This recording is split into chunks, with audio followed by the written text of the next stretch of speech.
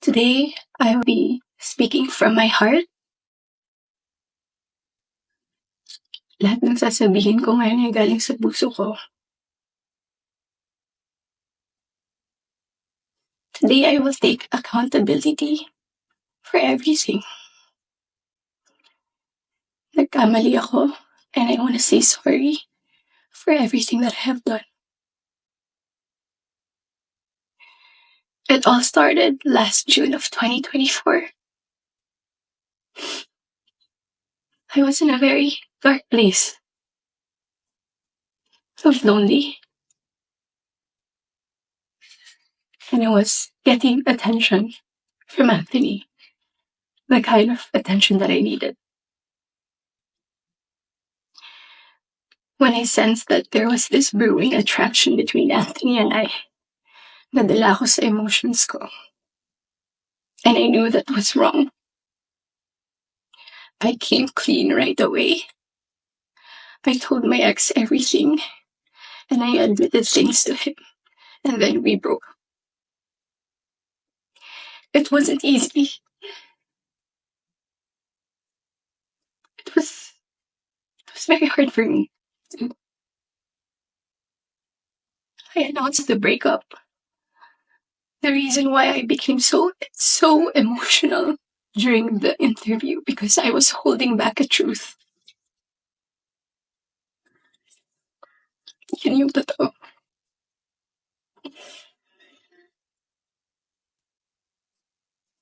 I wasn't really able to simmer down. I wasn't able to reflect on what had happened. I was working every day for days straight, weeks straight, months straight. Bago nagsimula yung mga daming trabaho namin, I told Anthony that I broke up with my ex. And he also said the same thing.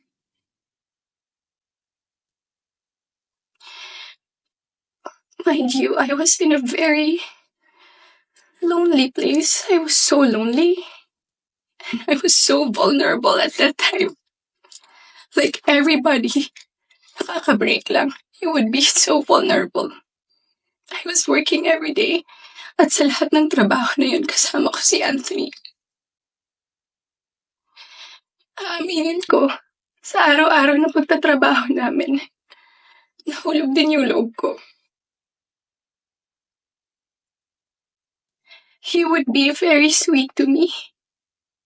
He would be such a gentleman to me. He would say things to me. He would tease me on the side in front of other people. He would tell all the people who were close to me that he was single. So, I was confident to act a certain way around him on the set. Because in the eyes of the people there, we were both single.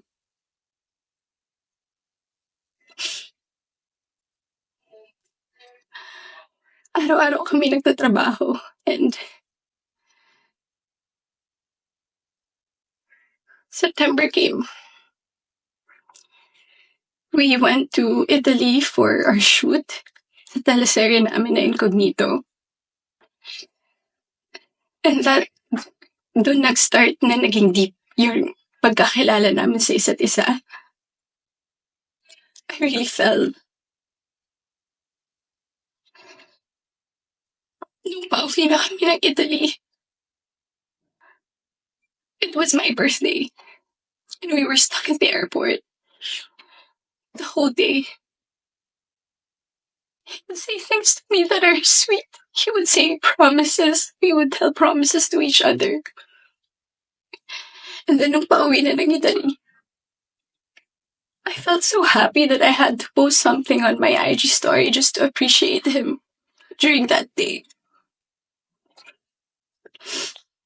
And then pagka-uwi ko, I think the next 2 days, I saw a post or reposts ni Jam on TikTok.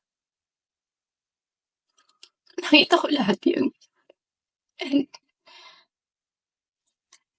at that time, yung time frame na yun, Nasa screenshots din na nangamusta ako. I said, kamusta si Jam? Nangamusta ako kay Jam. It wasn't because dahil alam ko na sila pa. Dahil alam ko na she was going through something and Anthony had to take care of her. But at the time, nagtatrabaho pa rin kami and he would still be the same way to me. I would ask him, God knows I asked him, nagkabalikan ba kayo? He said no. Do you still love her? He said no. He would say things na ako yung gusto niya and all. I really asked him so many times. And then the first wave of fashion on TikTok. Masakit yun para sa akin. I asked him, when are you gonna release a statement na wala na kayo? When? Because in the eyes of the public, you were taken. But I know that you're not. You would be very sweet to me. When are you gonna release a statement? He would tell me he was waiting for the right moment. I didn't want to be pushy. I didn't want to aggravate things. So I waited and kept quiet. Because it wasn't my story to tell anyway. I kept quiet. October passed. We were working still every day. And then Halloween. It was the very first night we went out na medyo sweet kami sa isa't isa. The next day, Cham posted on her Instagram story. There were no names mentioned. There were no names. But people were insinuating that it was Anthony and I. So the waves of bashing came again. I asked him again, when are you gonna release a statement? God knows how many times I begged for a statement. I begged him to fix this because I was so tired of getting bashed. He said, wait, he's waiting for the right moment. I waited. I still kept quiet. I really wanted to speak up. But it wasn't my story and it would look really pathetic. Days went by. The press con of Incognito happened. He released a statement. To me, it was too late because at that time, I was slowly distancing myself from him romantically. The infatuation and the attraction died. But thank you for the statement. I thought everything was in the clear. I thought everything was gonna be okay. Ilang days nung lumipas.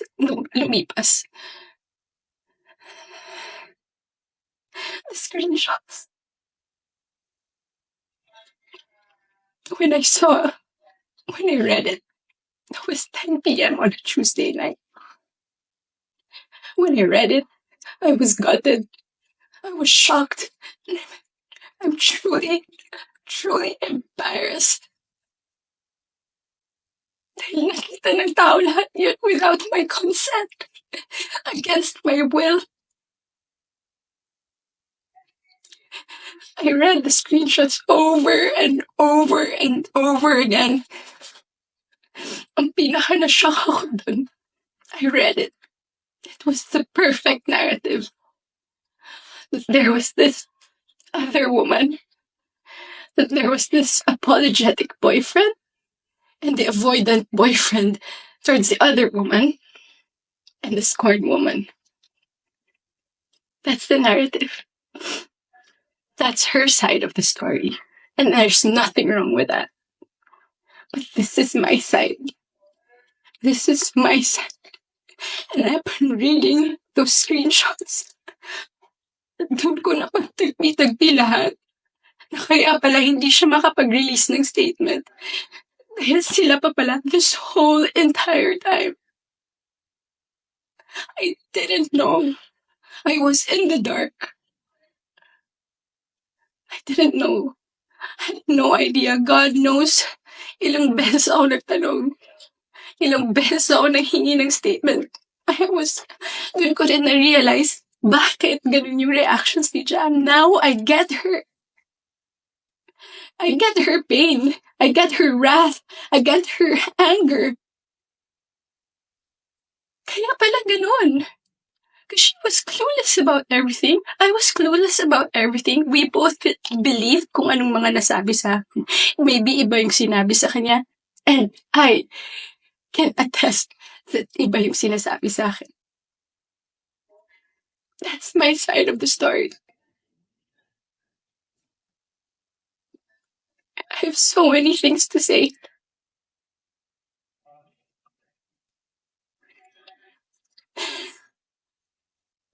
Hindi ka ako makapaniwala. Papahiya pala ako ganito sa buhay ko. So to the public, I'm sorry that you got to see that very intimate side of me. Ganun talaga ako pag nagbigay ng pagmamahal. It was supposed to be private. It was supposed to be a private, intimate thing. I'm sad. I'm sad na nakita yun ng tao. And yes, I don't want to play the victim here. Nagkamali din talaga ako. And I want to say sorry to those people I have hurt. I reached out to Jam last November. I did not get a reply. I think that was last November. Because I wanted to know what's up. So, I'm sorry. Most especially, I'm very sorry. I'm truly sorry to those people who supported me for 10 years. Alam nila lahat na ginapang ko yung career ko. Mapunta lang sa kung saan ko gusto. Ginawa ko lahat. Pinaghirapan ko lahat sa tulong nila. Nagagawa ko yung mga gusto ko. I don't know where I'm gonna go. I don't know saan ako papunta. Yung dignidad ko, hindi ko na mahanap. Whenever I go out, whenever I walk, I feel like I'm a naked woman walking. Hindi ko alam anong gagawin ko. I'm so embarrassed. And I'm sorry that you get to see that.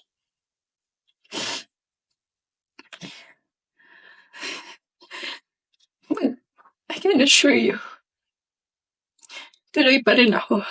Tuloy pa rin ang laban. Magtatrabaho pa rin ako kahit nahirap. Hindi pa rin namamatay yung apoy sa puso ko. I'm still looking for that little girl inside of me. It's hard to look for her now, but someday I get to find her and I will be able to hold my shadows. What you saw was not a perfect human. I'm far, far from being perfect. What you saw was a human being. Just a human being.